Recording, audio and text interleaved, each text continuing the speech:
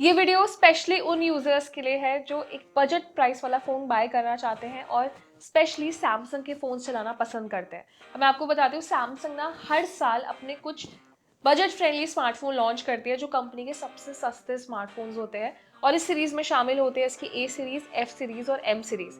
देखिए, तीनों ही ना कंपनी की फ्लैगशिप सीरीज है। इसमें कंपनी मेजरली जो अपने फ़ोन लॉन्च करती है वो मिड रेंज प्राइस सेगमेंट में आते हैं, 20 से 30 हज़ार रुपये वाले फ़ोन्स।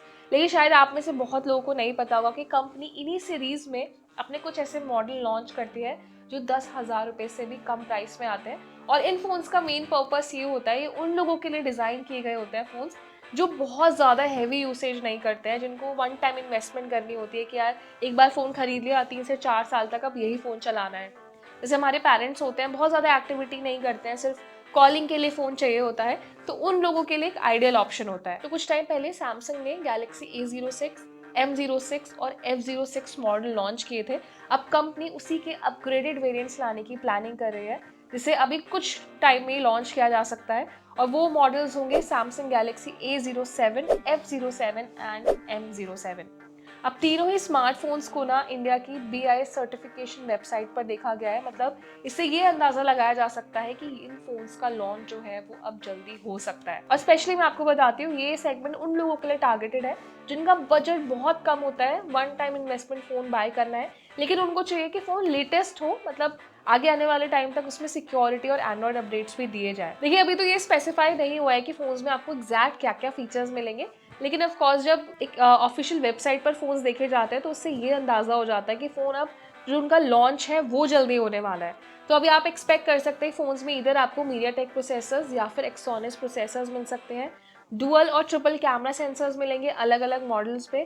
तीनों ही मॉडल्स में आपको LCD स्क्रीन दी जाएगी।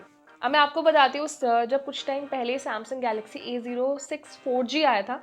अब हाँ, यहाँ पे ये भी कैच है कि कंपनी इनके 4G और 5G अलग अलग मॉडल्स लॉन्च करती है, जिसमें सिर्फ कनेक्टिविटी का डिफरेंस होता है, फीचर्स ऑलमोस्ट सेम होते हैं। मैं आपको बताते हुए सीरीज में जब Samsung Galaxy A06 4G launch हुआ था, वो सैमसंग का कम प्राइस पॉइंट वाला एक बेस्ट सेलिंग स्मार्टफोन था। अब जैसे उस फोन में था 6.7 इंच की स्क्रीन, मतलब एक बड़ा डिस्प्ले, LCD स्क्रीन थी, मीडियाटेक हेलियो G85 प्रोसेसर दिया गया था, तो प्रोसेसर भी प्राइस के हिसाब से काफ़ी बेटर था। 50 MP का प्राइमरी सेंसर, 2 MP का डेप्थ सेंसर और 8 MP का सेल्फी कैमरा था फ़ोन में। 5000 mAh बैटरी थी और 25 वॉट का वायर्ड चार्जिंग सपोर्ट था। तो ये मैंने आपको फीचर्स बताए हैं सैमसंग के बेस्ट सेलिंग स्मार्टफोन के। अब मान लीजिए इसी का अपग्रेडेड वेरिएंट आता है A07। तो देखिए, सैमसंग का ना एक ट्रेडिशन है कि वो फ़ोन्स में बहुत ज़्यादा अपग्रेड्स नहीं देता है, कुछ माइनर माइनर अपग्रेड्स देता है। जैसे आपको डिस्प्ले में थोड़ा साइज़ में डिफरेंस मिल सकता है, डिस्प्ले की क्वालिटी में डिफरेंस मिल सकता है, कैमरा फीचर्स ऑलमोस्ट सिमिलर होते हैं, बैटरी में मे भी हो सकता है कंपनी थोड़े इंप्रूवमेंट्स करे या फिर प्रोसेसर अपग्रेड करेगी। इससे ज़्यादा और कोई चेंजेस आपको एक्सपेक्ट नहीं करने चाहिए। लेकिन अच्छी बात यह है कि ये अफोर्डेबल स्मार्टफोन्स जो कंपनी की 07 सीरीज़ आने वाली है, A07, M07, F07, ये पर्टिकुलरली उन लोगों के लिए बहुत अच्छे हैं जो हर साल ऐसे फ़ोन्स बाय करना पसंद करते हैं। आप किसी को गिफ्ट करना चाहते हैं, किसी को रिकमेंड करना चाहते हैं सस्ते स्मार्टफोन्स, तो उन लोगों के लिए एक आइडियल ऑप्शन है। तो हमें बताइए कि इस लिस्ट में से कौन से स्मार्टफोन का वेट आप सबसे ज़्यादा कर रहे हैं, या फिर आप भी उन यूजर्स में से हैं जो सैमसंग के इस सीरीज़ के स्मार्टफोन्स काफ़ी पसंद करते हैं। तो अपना एक ऑनेस्ट ओपिनियन हमें कमेंट सेक्शन में दें।